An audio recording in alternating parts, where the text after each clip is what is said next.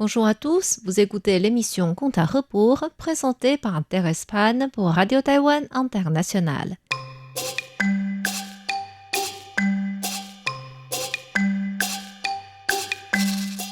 La semaine dernière, nous avons vu que sur son chemin vers Chenzhou, Bao avait rencontré un autre dossier difficile au village Sanxing.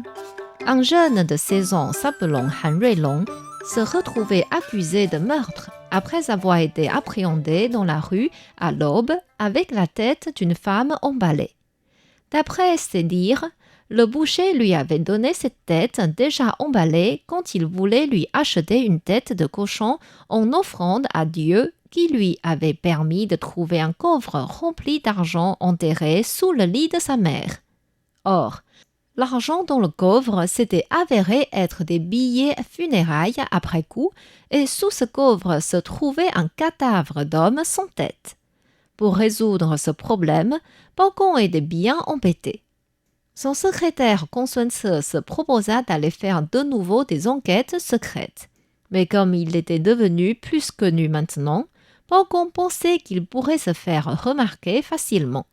Le maître et le secrétaire ne pouvaient donc que réfléchir chacun dans leur coin en espérant trouver une solution.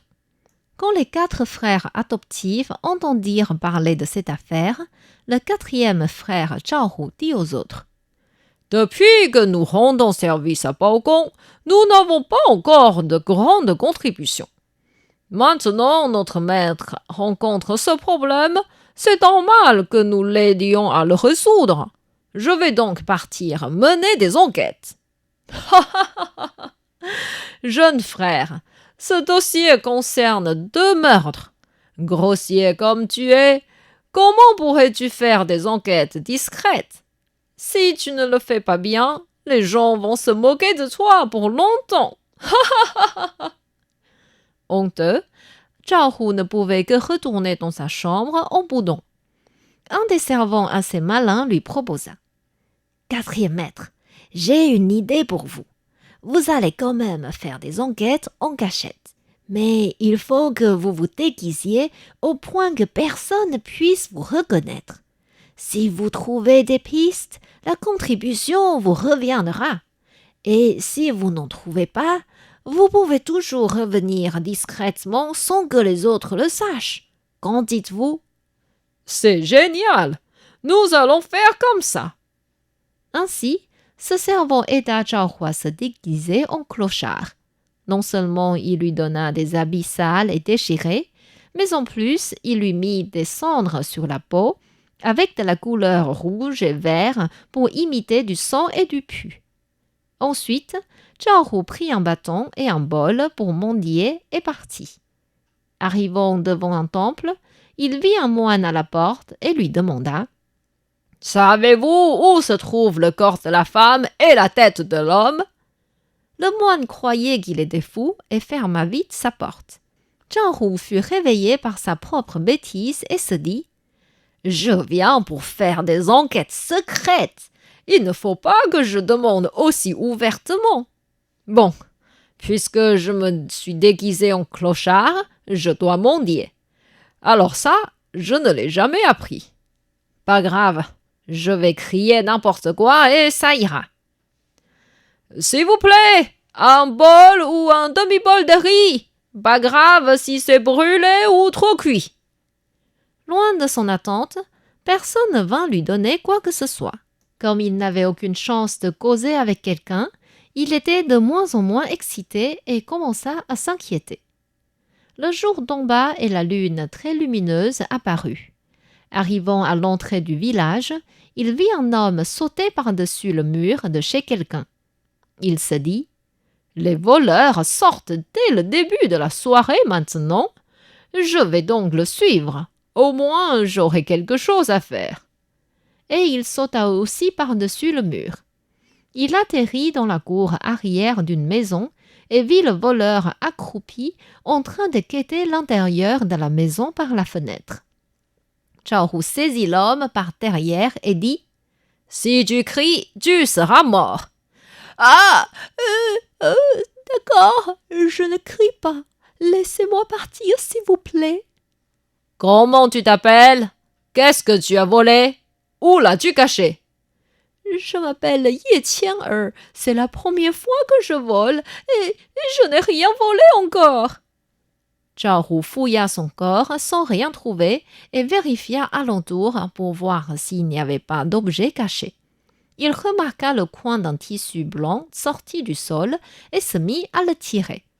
Plus il tira, plus le tissu se déroula de quelque chose. Finalement, un petit pied se manifesta devant eux. Ce qu'il tirait était en réalité la bande qui servait à attacher les pieds de femmes.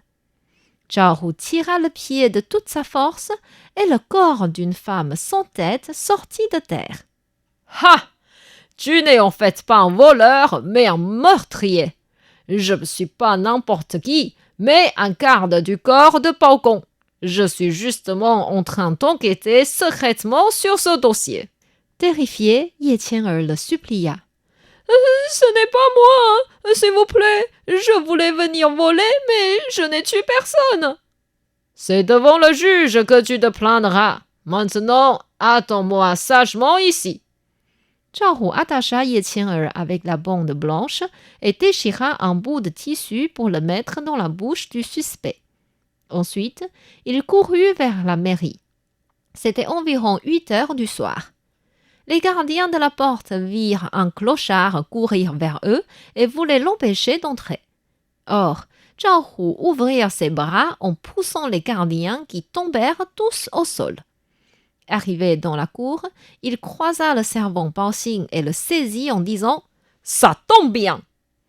Dans le noir, Bao Xing sursauta et cria « Qui êtes-vous » Dites au maître que je voudrais le voir. Bao Xing reconnut sa voix et le tira sous la lumière. En voyant Zhao Hu tout sale, avec des couleurs bizarres, des habits déchirés et même pieds nus, Bao Xing ne pouvait pas s'empêcher de pousser un rire. Stressé, Zhao Hu le précipita. « Arrêtez de rigoler de moi! Vite, vite, vite! J'ai des choses importantes à dire au maître. » Bao Xing l'amena donc voir Bao Gong. Celui-ci retint son envie de rire et demanda ce qui s'était passé. Ainsi, Zhao Hu lui fit le rapport de son découverte. Ravi, Bao Gong fit des louanges à Zhao Hu et envoya rapidement 2 gardiens pour ramener Ye Qian'er et 2 autres pour surveiller le cadavre.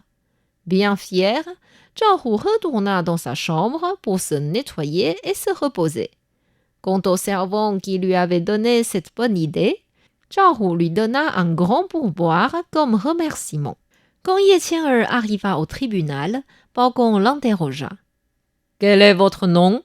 Pourquoi avez-vous tué cette femme? Dites la vérité. »« Oh, je m'appelle Ye Qian'er. Ma famille est très pauvre et j'ai une mère de 80 ans à m'occuper. C'est pourquoi je voulais voler et dès cette première tentative, je me suis fait attraper. Je vous prie d'épargner ma vie. » Voler est déjà illégal. Pourquoi avez-vous commis encore ce meurtre?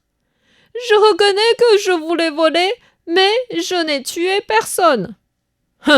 On verra si vous nous dites la vérité. Allez, donnez-lui 20 coups de planche. Sous la douleur, Ye Qian'er murmura. « Aïe, j'ai mal. Aïe, malheureux. Aïe, la dernière fois déjà, et cette fois-ci encore. Aïe! » Cela veut dire quoi la dernière fois? Soyez honnête. De peur d'être frappé de nouveau, Ye Qian'er se précipita d'expliquer. « Ne vous fâchez pas, je vous dirai tout. Il y a un homme riche dans notre village s'appelant Bai Xiong. Le jour de son anniversaire, je suis allée l'aider pour le festin en pensant qu'il me donnerait un peu de pourboire. Mais son gouvernant Bai An était encore plus avare que son maître. Il ne m'a pas donné de l'argent et même pas de nourriture. Étant fâché contre cette famille, je suis allée voler chez eux. » N'avez-vous pas dit que vous voliez pour la première fois aujourd'hui? Cela fait donc 2 fois déjà. Oh, pardon, voler chez Monsieur Bai Xiong était en fait la première fois. Je me suis faufilée dans la chambre de sa concubine Yu Rui dans la nuit parce que je savais qu'elle avait beaucoup de biens dans son armoire. Et depuis ma cachette, j'ai vu le gouvernant Bai-an entrer dans la chambre et se coucher avec la concubine de son maître. J'ai attendu qu'il s'endorme pour ouvrir l'armoire. J'ai volé un coffre lourd, verrouillé, en pensant qu'il était rempli de bijoux. Mais quand je l'ai ouvert, c'était la tête d'un homme dedans. Comme cette fois-ci, c'est le corps d'une femme, c'est pourquoi j'ai dit la dernière fois déjà. Vous avez enterré cette tête ou l'avez donnée au maire? Ni l'un ni l'autre. Dans notre village, il y a un vieux s'appelant Qiufeng. Il m'a attrapé quand je volais ses courges. Cela fait 3 fois que vous volez. Excusez-moi, voler des courges était la première fois. Ce vieux Qiufeng m'a tapé fort cette fois-ci et je le déteste. C'est pourquoi j'ai jeté cette tête dans sa cour.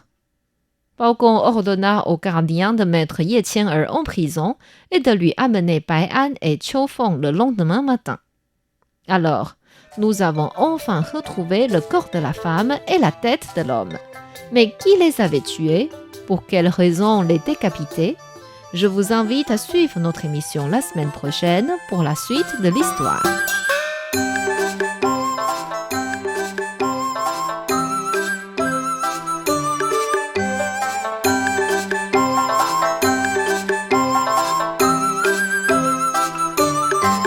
C'était Conte à rebours présenté par Thérèse Pan sur les ondes de RTI.